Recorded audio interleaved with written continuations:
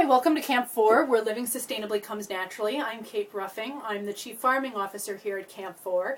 And what I want to show to you tonight is how to start your own veggies from seeds. Now, I know a lot of people are interested in getting into growing their own vegetables, and it sometimes seems intimidating to get them started from seeds, but it's not as hard as you may think. And what we've got here is a pretty easy setup. We start our seeds indoors typically because it stays cooler out here in the Pacific Northwest. And I know a lot of people in the Midwest, in the Northeast, also have to start their seeds indoors. So this is a pretty simple setup. We've got a grow light that you can pick up from your local garden center. We've got these seed trays, which you can also get. And they're pretty simple. They've got this water catch tray.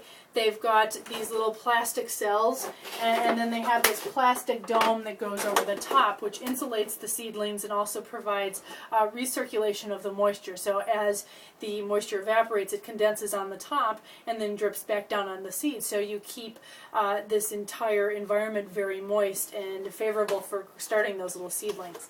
Now, I don't like the fact that these are plastic, so if you do use the plastic ones from an environmental impact standpoint, it's great to use them year after year. And we used these last year, and we're using them again this year. So by all means, if you don't use them every year or reuse them, try to recycle them. And most recycling centers will take these plastic trays and break them down. So once you have your grow light and your seed trays, you need some soil. And I recommend this starter mix. It's a seed starter mix. It's been sterilized. It's pretty light. And what you'll do is you'll pack it in to the cells and push it down so that it's nice and firm. And that gives a nice solid substrate for the roots to push into. And it also makes it easier when you pop them out before you plant them in your garden, that the soil doesn't crumble off their roots. So once you have that packed in, you need your seeds. And you can get a variety of different vegetables from vegetable seeds from your local garden store. And always read the instructions. They put them on there for a reason. They're usually never wrong. So that's the first place that I go. And one of the things I noticed when I was picking up seeds was that you find rules like start indoors 8 weeks before last frost. I don't know when the last frost is. So that made it hard to calculate when I put these seeds in the ground. And last year I put them in way too late and had all these beautiful green things and no veggies to call for. So it was a little bit frustrating. So this year I did some more research, and one of the things I found out was that a good day as the last frost day is tax day. Now that's for most of the United States, probably not the southern states. You get a lot longer growing season than we do in the northern climates. But so if tax day is the frost day, 8 weeks back would be about Valentine's Day. And 4 weeks back from the last frost day is St. Patty's Day. So you've got some major holidays in there to help mark when things need to go into the seed starter trays. That said, another rule that I picked up from a grower here in the Pacific Northwest was Valentine's Day is the time of year you want to start planting those veggies that are red or purple.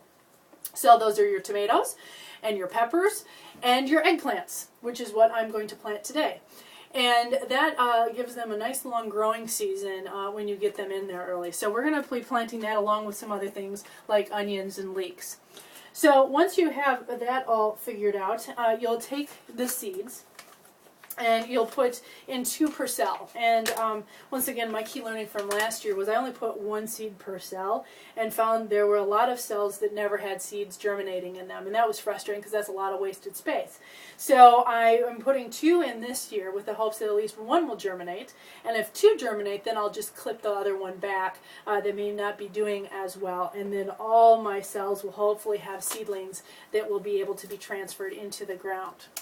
So once you get the seeds into the cells, you'll take a little bit more of the starter mix, once again planting according to the depth that they tell you on the packet. So once you have those covered and packed down lightly, I use a spray bottle to put moisture onto the soil. And the reason why I use this versus a hose or something that has a stronger stream is that they tend to run all over the place. The soil will flow all over the place and the seeds go everywhere, so I've gotten used to using a spray bottle. And you'll give them a really good misting. You'll want them soaked but not swimming, so moist to the touch is a good rule of thumb. And then you will take your plastic dome and put it over the top. And you'll just leave it. And you'll leave this here according to, once again, you'll read the instructions. They should germinate anywhere from 3 days to sometimes they take almost 24 days for these seeds to germinate. And you shouldn't have to water them continually, but check them once a week to make sure that the moisture is staying in there. And then after they've gotten tall enough that they start touching the top of the lids, you're going to want to take that off and take and put this in another area, probably outside during the day, and that's called hardening off. And you want to harden off your seedlings so that they get adjusted to the cooler weather, because they're going to be pretty happy sitting in here for the next few weeks, and you want to adjust them slowly to what the real weather is outside. So after you harden them off, usually a week or two, then they're ready to be popped out and placed in the ground. So I hope that this has been informative and hopefully isn't as intimidating as you would think, and that you can start your own veggies from seeds this year. And continue to check back at www.camp4bi.com for the latest, greatest on how these seedlings are going, and we'll definitely put some more information up on YouTube for you as well. So keep checking back for how these seedlings and other things here at Camp 4 are coming along as we continue our sustainable living adventures. Have a good night and a great Valentine's Day.